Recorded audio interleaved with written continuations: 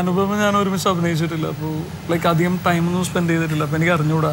ഞാൻ രണ്ടാമതേ കാണുന്നുള്ളൂ. ഇതിനു മുമ്പ് ഒരു പ്രാവശ്യം കണ്ടിട്ടുണ്ട്. സെക്കൻഡ് ടൈമാണ് കാണുന്നത്. ഭാഗ്യം. എന്താ കാരണം അറിയോ? ഈ വിനയ് ഇത്ര പാവാന്നുള്ള കാര്യം നിങ്ങൾക്ക് നേരത്തെ മനസ്സിലാകില്ലായിരുന്നു. ഇയാളുടെ എല്ലാ കൊസ്രാക്കൊള്ളി സ്വഭാവവും മനസ്സിലാക്കണമെങ്കിൽ കുറേ ദിവസം ഇയാളുടെ കൂടെ പെരുമാറണം. അല്ല, വിനയ് പണ്ടും ഒരു കൊച്ചു താരമായിരുന്നു. അല്ല സർ, താരങ്ങളല്ല, നമ്മളങ്ങനെ അങ്ങനെ കരുതുന്നില്ല. ലൈക്ക് കുറച്ച് കൂടുതൽ ആളുകൾ നമ്മൾ അറിയുന്നു, അല്ലെങ്കിൽ നമ്മൾ ചെയ്തൊരു സിനിമ ഒരുപാട് ആളുകളിലേക്ക് എത്തി, അല്ലെങ്കിൽ നമ്മൾ ഒരുപാട് ചെറിയ ആളുകൾ ചേർന്ന് ചെയ്തൊരു സിനിമ അല്ലെങ്കിൽ മലയാള സിനിമയുടെ ചരിത്രമാകുന്നു എന്നൊക്കെ പറയുന്ന അതിൻ്റെ ഭയങ്കര സന്തോഷമുണ്ട്. അപ്പോൾ നമ്മളുടെ ഏറ്റവും സന്തോഷം തരുന്നത് അത്തരം കാര്യങ്ങളാണ്. ഇതിൽ ഏറ്റവും സന്തോഷം ഉണ്ടാകുന്ന ആർക്കാണെന്നറിയോ? നിങ്ങളെല്ലാം കോളേജെല്ലാം വിട്ടുവന്ന ആൾക്കാരാണ്. അനുപമയാണ് ഇപ്പോൾ കോളേജിൽ. തീർച്ചയായിട്ടും ഈ കോളേജാണ് ഏറ്റവും സൗരഭ്യമുള്ള ഒരു മേഖല. ഒരുപക്ഷെ ഇതിൻ്റെ പ്രശസ്തിയും അതിൻ്റെ യശസ്സും ഇതിൻ്റെ എല്ലാ ക്രീമും ഒരുപക്ഷെ നുകരുന്നത് അനുപമയ്ക്കായിരുന്നു. അനുപമ എന്ത് പെട്ടെന്നൊരു മാറ്റം ഉണ്ടായത് ഒരു രസതന്ത്രത്തിൽ? അതൊരു വളരെ ഇമ്പോർട്ടന്റ് ആയിട്ട് ക്വസ്റ്റ്യൻ. കോളേജിൽ പോയിട്ട് കുറച്ച് നാളായി. ഇന്നലെയാണ് ആദ്യമായിട്ട് സിനിമ ഇറങ്ങിയതിന് ശേഷം കോളേജിൽ പോയത്. എന്തായിരുന്നു വരവേൽപ്പ്? അവരുടെ അടുത്ത് ഞാൻ സസ്പെൻസ് വെച്ചിട്ടാണ്. ഞാൻ അവരുടെ അടുത്ത് പറഞ്ഞിരുന്നില്ല അവിടെ ചെല്ലുന്നു എന്നുള്ള കാര്യം. പറഞ്ഞിരുന്നെങ്കിൽ ഒരു പക്ഷെ എനിക്ക് വലിയ വലിയ പണികൾ അവര് ഉണ്ടാക്കിയേനെ. പക്ഷെ ചെറിയ ചെറിയ പണികളെ കിട്ടിയുള്ളൂ. എന്താ പണിയാ കിട്ടിയത്? ഒന്നുമില്ല, ക്ലാസ്സിൽ കൊണ്ടുള്ള ഓരോ ഒരു ഇന്റർവ്യൂവിന്റെ ഭാഗമായിട്ടും കൂടിയാണ് ഇന്നലെ പോയത്. അപ്പൊ അവരുടെ അടുത്ത് പറഞ്ഞ കാര്യങ്ങളൊക്കെ എന്നെ കുറിച്ച് അങ്ങനെയായിരുന്നു. പക്ഷെ ഈ ഇൻസ്റ്റന്റ് ഫെയിം ഉണ്ടല്ലോ, ഒരുപക്ഷെ അനുപമയുടെ ജീവിതത്തെ അങ്ങോട്ട് മാറ്റിമറിച്ചിട്ടുണ്ടോ? സ്വഭാവത്തിൽ മാറ്റം വന്നോ?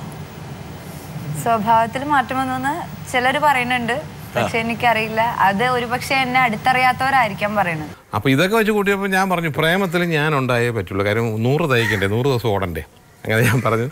അതുപോലെ അതും വന്ന് ഭവിച്ചിട്ടുണ്ട്. നല്ല സിനിമകൾക്കൂടെ ആളുണ്ട്. പ്രേമത്തിലുള്ള ഓരോരുത്തരും എനിക്ക് മറക്കാൻ പറ്റില്ല. അതിൻ്റെ ഷൂട്ടിങ് എന്നെ സംബന്ധിച്ചോളം ഞാൻ ഈ സിനിമയിൽ വന്നിട്ട് ഇപ്പോൾ 40 വർഷമായി. പല ഇപ്പോൾ നസീർ സാർ മുതലുള്ള ആൾക്കാരുമായിട്ട് അഭിനയിക്കുന്നതാണ്. ഇപ്പോൾ ഇത് present superstar Nivin Pauly വരെ അത് എത്തി നിൽക്കുകയാണ്. ഇവരുമായിട്ട് എല്ലാവരുമായിട്ടും സഹകരിക്കാനും അഭിനയിക്കാനൊക്കെ ഭാഗ്യമുണ്ടായിട്ടുണ്ട്. ഈ പടം എന്നെ സംബന്ധിച്ചോളം കുറച്ച് ചെറുപ്പമാക്കി. കാര്യം ഈ പിള്ളേരുടെ കൂടെയും അവരുടെ തമാശകളുടെയൊക്കെ ഞാൻ ഒത്തുചേർന്നു. ഈ പ്രേമം ഗംഭീര വിജയമായതിൽ അതിൽ അഭിനയിച്ച ഓരോരുത്തർക്കും, അതിൽ വർക്ക് ചെയ്ത ഓരോരുത്തർക്കും ജീവിതകാലം മുഴുവൻ സൂക്ഷിച്ചു വെക്കാനുള്ള ഒരു മൊമെന്റാണ് ഈ സിനിമ. പക്ഷെ അമ്മയ്ക്ക് ഈ പാട്ട് ബൈഹാട്ടാണോ? അമ്മയ്ക്ക് അറിയായിരിക്കും. ഈ പാട്ട് അറിയോ? ക്യാമറ ഒരു സെക്കൻഡ് ഒന്ന് ഇങ്ങോട്ട് മാറട്ടെ. മാറി മാറി മാറി മാറി മാറി ഈ ഇരിക്കുന്നതാണ് അനുപമയുടെ അമ്മ. പക്ഷെ ഞാൻ വിചാരിച്ച അനുപമയുടെ ചേച്ചിയാന്ന് ഞാൻ വിചാരിച്ചേട്ടാ. സത്യമായിട്ട് ഈ അനുപമ പറയണത് ശരിയാണ്. ഒരുപാട് നുണകൾ അനുപമ പറയാറുണ്ടെന്ന് എനിക്കറിയാം. ഈ അച്ഛൻ ഇങ്ങനെ എന്താണ് ഇൻവേർട്ടർക്കും ആ പ്രേം നസീറിന്റെ എന്താണ് വിനയ് ഫോട്ടോ ഒന്ന് പറഞ്ഞു കൊടുത്തേ, പാടിക്ക്.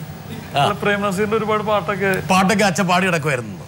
പഴയ പാട്ടുകളൊക്കെ ഭയങ്കര ഇഷ്ടമാണ്. പാട്ടുകൾ അവളെ പഠിപ്പിച്ചിട്ടുണ്ട്. അത് പി സുശീലയുടെ, ജാനകി അമ്മയുടെ ഒക്കെ പാട്ടുകൾ. എന്താ അമ്മയുടെ പേരെന്താണ്? സുനിത. സുനിത. അച്ഛന്റെ പാട്ടിന്റെ കമ്പം പാട്ടിൽ മാത്രം ഒതുങ്ങിയല്ലോ അല്ലേ? വേറെ പുറത്തേക്കൊന്നും ആ പാട്ട് പാടിയിട്ട് പോയിട്ടില്ലല്ലോ. അച്ഛനോ? അച്ഛൻ അത്യാവശ്യമൊക്കെ പാടാറുണ്ട് ആള്.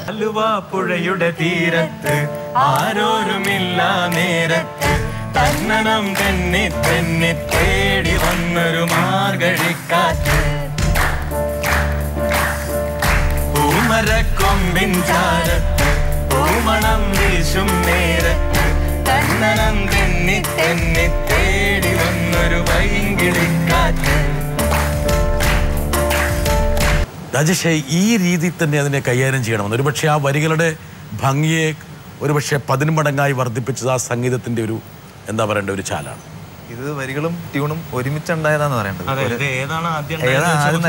ഞങ്ങൾ ഒരുമിച്ച് ഇതേപോലെ തന്നെ ഇരുന്ന് ചുമ്മാ ഞാൻ കമ്പോസ് ചെയ്യുന്ന കൂടെ ചെയ്തതാണ്. നിങ്ങൾ തമ്മിൽ വലിയൊരു ആത്മബന്ധമുണ്ടോ? ഞങ്ങള് ഒരുമിച്ച് പഠിച്ചവരാണ്. ഞങ്ങൾ ഭൂരിഭാഗം ഈ ഗ്രൂപ്പിലുള്ളവര് ഒരുമിച്ച് പഠിച്ചവരും ഒരുമിച്ച് ഒരുപാട് കൊല്ലമായിട്ട് 10-12 കൊല്ലമായിട്ട് അറിയാവുന്നവരാണ്. അപ്പൊ എല്ലാവർക്കും അറിയാം, എല്ലാവർക്കും നല്ല വൃത്തിയായിട്ട് അറിയാം. അതിലെ അനുഭവം മാത്രമാണ് വഴിതെറ്റി വന്നത്. അതെ, ഇതിന്ന് പരിചയപ്പെട്ട അനുഭവമേയും പിന്നെ വിനയ. പക്ഷെ വന്നു കഴിഞ്ഞപ്പോ ഇതേ സ്വഭാവത്തിന്റെ അനുഭവിക്കുന്നത് മനസ്സിലായി നിങ്ങൾക്ക്? കറക്റ്റ് ആയിട്ട് വന്ന് ചേർന്നു. ശബരിയോടൊരു കാര്യം ചോദിക്കണം എന്ന് എനിക്ക് തോന്നുന്നു. ഞാൻ പലപ്പോഴും ശബരിയോട് ചോദിക്കണം എന്ന് കരുതിയ ഒരു കാര്യമാണ്. കാരണം അളിയാ, നമ്മൾ ഒരുമിച്ച് ഡിഗ്രി പഠിച്ചു, ഇത്രയും വർഷത്തെ പരിചയമുണ്ട്. പിസ്ത പാട്ട് ചെയ്തപ്പോൾ അൽഫോൻസ് എന്നോട് പറഞ്ഞു, അർത്ഥം പാടില്ല, ഒരു വരിക്കും അർത്ഥം പാടില്ല എന്ന് പറഞ്ഞു. അതുകൊണ്ട് നീ ഭയങ്കര ഭംഗിയായിട്ട് അത് എഴുതി. പക്ഷേ ഈ ബാക്കിയുള്ള പാട്ട്, അതായത് ശബരി എഴുതി രാജേഷ് മ്യൂസിക് ചെയ്ത ഫസ്റ്റ് ഞാൻ കേൾക്കുന്ന പാട്ട് ആലുവപ്പുഴ പാട്ടാണ്. അൽഫോൻസിൻ്റെ റൂമിൽ നിന്നാണ് ഞാൻ കേൾക്കുന്നത്. അപ്പം തൊട്ട് ഞാൻ ഞെട്ടി തുടങ്ങിയതാണ്. ശബരി എന്ന് പറയുന്ന ഒരു ഗാന രചയിതാവ്, അത് എൻ്റെ ഒപ്പം നടക്കുന്ന ഒരാളാണോ ഈ പറയുന്ന മലര് പാട്ട് എഴുതിയത്?